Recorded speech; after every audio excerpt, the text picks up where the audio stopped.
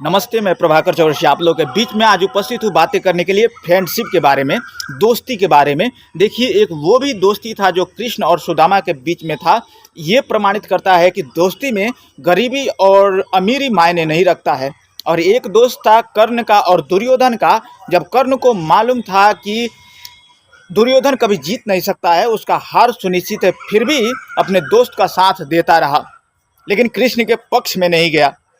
तो देखिए, एक बात हम ये आपको बताना चाहते थे कि पहले जो होता था निस्वार्थ भावना से दोस्ती की जाती थी, लेकिन आजकल के दोस्ती क्या रहा है कि क्या गरीब और अमीर में आजकल दोस्ती हो सकता है? ये लगभग लगभग असंभव की तरह है, क्योंकि जो लोग अमीर होते हैं वो गरीबों को अपने बराबरी में नहीं रख पाते हैं, उनको मिला नहीं पाते हैं।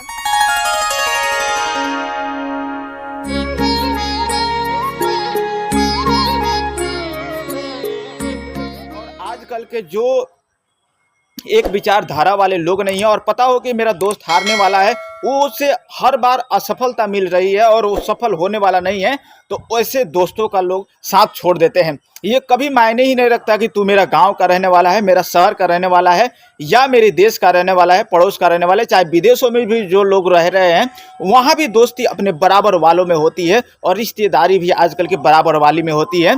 तो आपके निस्वार्थ सेवा भावना के रूप से आप में ये चीज़ें रहा ही नहीं है, इसलिए ये जो दोस्ती है टिकाऊ नहीं है आजकल। तो आजकल के जितने भी लोग आते हैं, कुछ गाना आता है कि जब आप बने हुए हैं, आपके पास पैसे हैं, तो हजारों दोस्त तो मिल जाएंगे, लेकिन जब आपकी परिस्थिति मजबूर होगी, जब आपके पास कुछ भी नहीं रहेगा, गरीबी की स्थिति आएगी, उस समय आपके अपने अपने बड़े बड़े जो दोस्त बनते थे वो भी आपके हाथों से निकल जाएंगे, आपको छोड़ करके चले जाएंगे, उसमें आपका साथ देने वाले नहीं हैं।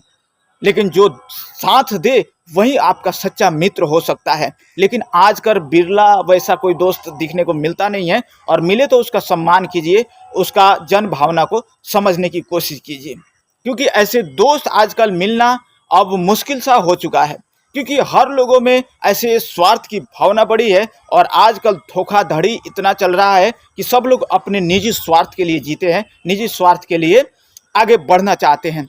तो ऐसी परिस्थिति में अगर हम चाहे भी तो एक तरफा किसी को कितना हम प्यार दिखाएंगे, कितना हम रिश्तेदारी दिखाएंगे, कितना हम दोस्ती दिखाएंगे, तो एक तरफा ये भी नहीं हो सकता है कि एक दगाबाज निकल जाए, एक धोखाबाज निकल जाए और एक बेचाहा उसे रहे, प्रेम करता रहे, फिर भी उसे जीवन में असफलता ही मिलेगी। ऐसी दोस्ती को त्याग देना ही अच्छा होता है।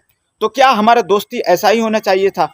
क्या हमारा दोस्ती बस वही स्थिति में रहना चाहिए था कि जिसका कोई विश्वास नहीं है, कोई उसका आस्था नहीं है, वो प्रेम के नींव पर टिका ही नहीं है? तो दोस्ती हम एक देखते हैं कि भगवान राम की और जो सुग्रीव जी का भी था, जिन्होंने अपने संधि की तो पूरा का पूरा लंका में लड़ाई करने तक के लिए सुग्रीव जी लड़ाई लड़े थे। तो हम ये आपसे कहना चाहते हैं कि दोस्ती जब करते हैं, संधि जब करते हैं, तो एक दूसरे के सहायक बनिए, चाहे वहाँ पर अपना गला कटाना ही क्यों ना पड़े, चाहे आपको उसमें कोई भी हानि क्यों ना बरतना पड़े। तो इसलिए हम आपसे कहना चाहेंगे कि जो दोस्ती हम करते हैं तो एक दूसरे का सम्मान करना चाहिए, अपने भाई की तरह मानना चाहिए, तभी जाकर के दोस्ती टिकाऊ रह सकता है। और एक दूसरे के हम जब स्थिति को समझ नहीं पाएंगे, एक दूसरे को हम जान नहीं पाएंगे, तो वो दोस्ती दोस्ती की तरह रह ही नहीं सकता है। तो देखिए, कई बार हम ये सोचने लगते हैं कि दोस्त है, जब तक चला तब तक चला, अब नहीं चल रहा है तो मत चलने दो, लेकिन ऐसे दोस्ती को हम दोस्ती मान ही नहीं सकते हैं। तो ऐसी परिस्थिति को हम बनाने वाले भी हम खुद ही हैं और बिगाड़ने वाले भी हम खुद ही हैं। हमारे जो दोस्त भी लगभग लगभग देखते हैं, तो ऐसे ऐसे मतलब हम जहाँ पर रूम में रह रहे हैं, इतना भी कितना दोस्ती था एक दूसरे में, लेकिन कोई उसमें से एक गलत निकल जाए तो क्या उसका पक्ष लेकर के क्या एक दूसरे से नहीं बोलना चाहिए, एक दूसरे के प्रति ईर्ष्या द्वेष की भावना रखना चाहिए? लेकिन कुछ लोग ऐसे हैं कि मतलब जानते बूझते हुए कि ये बातें गलत है, लेकिन फिर भी उसका साथ दे करके एक दूसरे से बोलना छोड़ देते हैं, एक दूसरे का सहयोग करना छोड़ देते हैं, जबकि ये गलत है।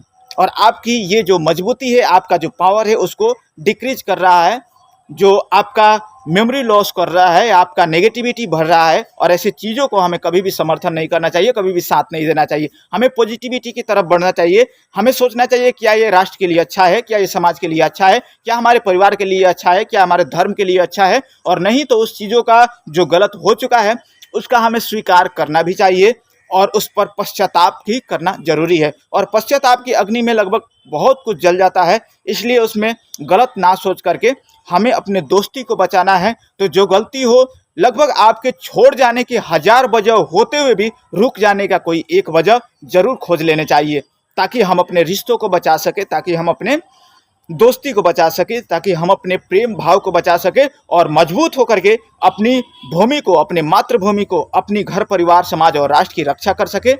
तभी हमारा समाज बच सकेगा, हम बच सकेंगे और आने वाले संतति इससे और भी शिक्षा ले सकते हैं। तो आइए, अगर आप इस चैनल पर नए हैं तो सब्सक्राइब करके जाइएगा, लाइक कीजिएगा, शेयर कीजिएगा। नमस्ते, धन्यवाद।